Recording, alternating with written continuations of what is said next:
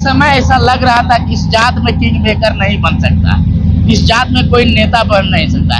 लेकिन जब आपने ये ऐसा किया तब राजनीतिक पार्टियां लग रहा है कि आईपी गुप्ता एक दिन किंग मेकर बन जाएगा, ऐसा डर। पिछले 6 महीनों से आंदोलन में अब तक की सबसे बड़ी उपलब्धि, क्योंकि आपका 6 महीना सड़कों पर, गलियों में और आसमानों में भी आपने 6 महीना कई तय किए हैं। सबसे बड़ी अब तक सरकार आपके आरक्षण के विषय में क्या पर आपसे कुछ सवाल है कि अगर सरकार आपकी मांगे नहीं मानती है, जैसा कि आप बराबर चीखते रहे, अपने लोगों को कहते रहते हैं जागो उठो लड़ो बेईमान बनो, तमाम सवाल करते हैं, यदि आपकी सरकार मांग नहीं मानती है तो आप समाज को किस तरह से आप बेबाक अंदाज में बोलते हैं मंचों पर, चाहे गांव में हो चाहे शहर में हो, कहीं भी हो। क्या प्रशासन आपकी आवाजों को दबाने के प्रयास कर रही है? वरिष्ठ नेता है और आप पिछले दिनों आप प्रेस कॉन्फ्रेंस करके कहे कि हम पार्टी से इस्तीफा दे देंगे, लेकिन आपकी मांगों को महागठबंधन और सत्ता पक्ष दोनों के द्वारा बिहार विधानसभा में उठाया जा रहा है। क्या लगता है कि आईपी गुप्ता अलग पार्टियां ना बनाए, बल्कि इसी में आंदोलन को सफल और निसफल करने में एक मीडिया का बहुत बड़ा योगदान होता है? जब आप शुरुआत किए थे, लेकिन अब तक मीडिया का क्या योगदान रहा आपके? सोशल मीडिया और एक टीवी वाला मीडिया, लेकिन टीवी वाला मीडिया क्या महीना से आंदोलन कर रहे हैं, आपके हम सफर के रूप में 5 समाज के लोग रहे हैं, उनके लिए विशेष क्या मैसेज? बहुत धन्यवाद आपका, आपने इतना बेहतरीन अपने चीजों को लेकर। अंत में क्या मैसेज देना चाहे अपने लोगों को? मैं अंत में एक चीज कहना चाहूंगा, यह आंदोलन सिर्फ एक जाति की पहचान की लड़ाई नहीं है, बल्कि सामाजिक न्याय की बड़ी जंग का हिस्सा है। आईपी गुप्ता और उनके समर्थकों की यह मांग क्या कोई नया इतिहास लिखेगा या फिर एक अधूरा आंदोलन बनकर रह जाएगा, ये आने वाला समय ही तय करेगा। बाकी बात इस खबर को देख करके आप लोग अपनी प्रतिक्रिया कमेंट बॉक्स में जरूर लिखें। देखने पर ये भीड़ सिर्फ लोगों का एक समूह लग सकता है, लेकिन जमीन पर ये एक आंदोलन की लहर है। यह सिर्फ एक जातीय पहचान की लड़ाई नहीं है, बल्कि सम्मान, अधिकार और हक की आवाज की लड़ाई है। मैं एसके आनंद ताती और मेरे साथ आप देख रहे हैं मेरे साथ विशेष रिपोर्ट हाकोरत हम पान के जनक इंजीनियर आईपी गुप्ता के साथ। आइए जानते हैं कुछ चंद सवालों के साथ जुड़ते हैं और अब तक इन्होंने जो लड़ाई जंग अपनी जाति की, अपनी आत्मसम्मान की, अपनी पहचान की लड़ाई लड़े रहे, ये तमाम सवाल के साथ जुड़ते हैं। सर, सबसे पहले मेरे चैनल में आपका स्वागत है सर, ये आसमान में। Thank you very much.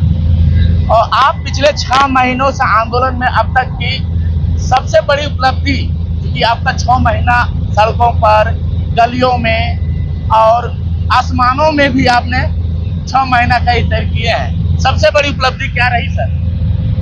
सबसे बड़ी उपलब्धि आज के डेट में है कि हमारे पान समाज पहली बार हर एक बच्चा से लेके बूढ़े नौजवान तक आंदोलनकारी बन गए और उन्हें ये पता चल गया कि 75 वर्षों में हम कहाँ थे और उन्हें क्या करना चाहिए। उपलब्धि ये है कि उन्हें ये पता चला वो गुलाम क्यों बने रहे।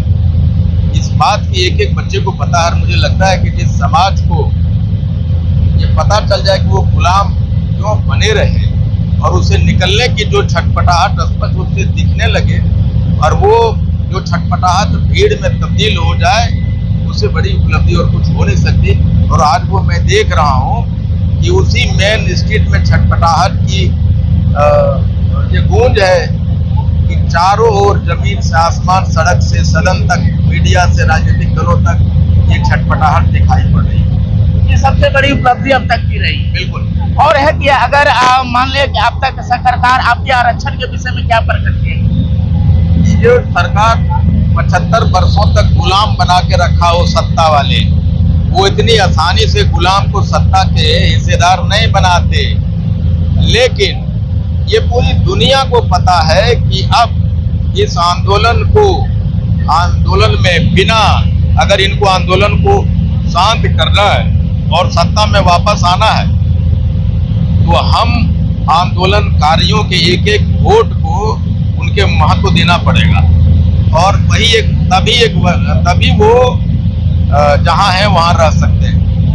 और आपसे कुछ सवाल है कि अगर सरकार आपकी मांगे नहीं मानती है, जैसा कि आप बराबर चीखते रहे, अपने लोगों को कहते रहते हैं जागो उठो लड़ो बेईमान बनो, तमाम सवाल करते हैं। यदि आपकी सरकार मांग नहीं मानती है तो आप समाज को किस तरह से? दुनिया का कोई भी एक ऐसा आंदोलन है जो निष्फल गया? आंदोलन हमेशा अपने मंजिल पे निश्चित रूप से पहुंचती है, और मैं कभी भी हाइपोथेटिकल क्वेश्चन पे जाता नहीं, और मैं कभी ये मानता नहीं कि हम हारेंगे और हमें आरक्षण वापस नहीं मिलेगा। हर हाल में हम उस आरक्षण को लेंगे, और वो दिन वो बहुत ज्यादा दूर नहीं है। जिस प्रकार से आप बेबाक अंदाज में बोलते हैं मंचों पर, चाहे गांव में हो चाहे शहर में हो, कहीं भी हो, क्या प्रशासन आपकी आवाजों को दबाने के प्रयास कर रही है? या प्रशासन सरकार का एक अंग है। प्रशासन को इस आंदोलन से कोई लेना देना नहीं, वो अपना काम कर रही है। हाँ, उनकी कुछ मजबूरियां हो सकती है, उनके ऊपर से जो आदेश मिलेगा वो मानने के लिए बाध्य हो सकते हैं। प्रशासन से मेरा कोई शिकायत कभी नहीं रहा है और ना रहेगा। मैं उनकी मजबूरियों को समझता हूँ। परेशानी तो उन लोगों को है जो सत्ता में बैठे हुए हैं और जो हमें गुलाम बना के रखना चाहते थे, और आज भी अगर वो हमें रैलियां करने के लिए मैदान नहीं दे रहे हैं, हेलीकॉप्टर लैंडिंग में परेशानी कर रहे हैं या रद्द कर रहे हैं, तो परेशानी तो उनको है।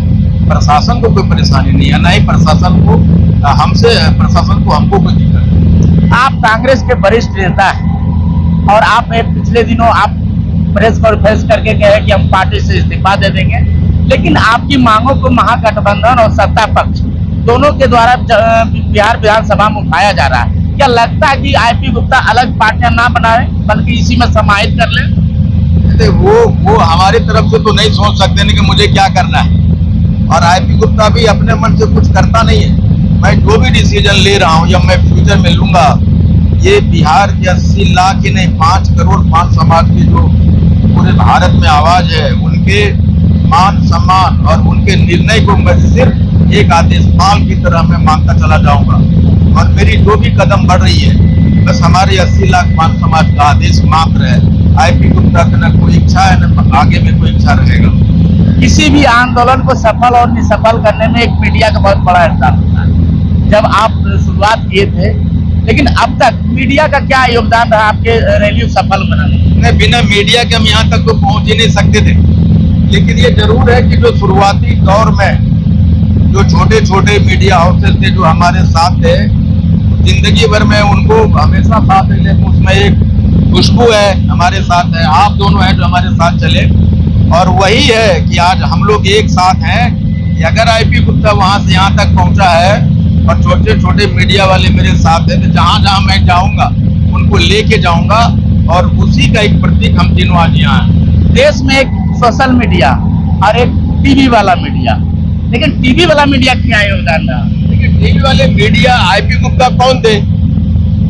आईपी गुप्ता क्या है? क्यों दिखाएगा आईपी गुप्ता को? लेकिन अब जब आईपी गुप्ता ने अपने आप को साबित किया है, और हम सब मिलकर साबित किए हैं कि एक बड़ा आंदोलन हमने खड़ा कर दिया है, एक दिन आएगा उनको दिखाना पड़ेगा, और वो वक्त बहुत पहले आ गया। इसलिए मैं टीवी वाले मीडिया पर, मेरे मीडिया हाउस को मैं दोष भी नहीं देना चाहता कि क्यों दिखाए हमारे, लेकिन अब हमारे पास है दिखाने के लिए हमारा संघर्ष, पान समाज की आवाज, उनकी चित्कार, अब वो दिखाने का है। और उम्मीद है कि गांधी मैदान पहुंचते पहुंचते वो सारे लोग आएंगे और दिखाएंगे। लगातार आप 6 महीने से आंदोलन कर रहे हैं, आपके हम सफर के रूप में पान समाज के लोग रहे हैं, उनके लिए विशेष क्या मैसेज देना चाहेंगे? कुछ नहीं, हमने बहुत कुछ हासिल किया है और हमने दुनिया को दिखाया है कि मृत प्राय समझे जाने वाले तांती तत्वा पान समाज अब सड़क पे है, अब एक जिंदा कौम बन गया है और एक नए पान युग का निर्माण हो गया है। और गांधी मैदान 13 अप्रैल ये साबित करना है कि हम जिंदा कौम बन गए हैं, और हमारी उपस्थिति सारे बाधाओं के बावजूद हम वहाँ जमा होंगे और दिखाएंगे कि हम जिंदा कौम है। और यही एक चैलेंज है सारे पान समाज के लोगों की। अब ये दिखाने के वक्त है 13 अप्रैल को गांधी मैदान में कि पान युग का निर्माण हो गया और हम मृत से जिंदा कौम हो गए। एक समय ऐसा लग रहा था कि इस जात में किंग मेकर नहीं बन सकता, इस जात में कोई नेता बन नहीं सकता, लेकिन जब आपने ये ऐसा किया तब राजनीतिक पार्टियां लग रहा है कि आईपी गुप्ता एक दिन किंग मेकर बन जाएगा। ऐसा डर उनको लग रहा है? जब कभी भी आंदोलन हुआ, आंदोलन से नेतृत्व पैदा हुआ और जो आंदोलन किया है वो हमेशा सत्ता में एक केंद्रीय भूमिका में रहा है और ये एक नेचुरल प्रोसेस है, प्राकृतिक नियम है। हम लोगों ने आंदोलन किया और हमारे बिना अब सत्ता में किसी की हमें दूर करना या हमें निकाल के फेंकना किसी के लिए अब संभव नहीं है। इसलिए निश्चित रूप से 2025 के चुनाव में और उसके आने वाले राजनीति में अब ताकि तत्वा एक केंद्रीय भूमिका में रहेगा। चलिए, बहुत बहुत धन्यवाद आपका, आपने इतना बेहतरीन अपने चीजों को लेकर। अंत में क्या मैसेज देना चाहें अपने लोगों को एक बार फिर से? बस कुछ ना, हमें अभी लगातार शिखर पे पहुंचने के लिए संघर्ष एक बात है, लेकिन शिखर पे टिके रहना उससे बड़ा संघर्ष होता है। हमें अपने आप को ठीक उसी तरह रखना है कि अब हम शिखर पर हैं और वो संघर्ष उससे बड़ा होने वाला है, इसलिए तैयार रहिए। और गांधी मैदान में 13 लाख पान जुटान, मतलब 13 लाख पान जुटान होना है, इसकी शपथ लीजिए। चलिए, तो देखिए अभी आप भागोरथ हम पान के जनक इंजीनियर IP गुप्ता जी से बेबाक बातें, बेबाक चीजें सुने, लेकिन मैं अंत में एक चीज कहना चाहूँगा, यह आंदोलन सिर्फ एक जाति की पहचान की लड़ाई नहीं है, बल्कि सामाजिक न्याय की बड़ी जंग का हिस्सा है। IP गुप्ता और उनके समर्थकों की यह मांग क्या कोई नया इतिहास लिखेगा या फिर एक अधूरा आंदोलन बनकर रह जाएगा, ये आने वाला समय ही तय करेगा। बाकी बात, इस खबर को देख करके आप लोग अपनी प्रतिक्रिया कमेंट बॉक्स में जरूर लिखें। धन्यवाद।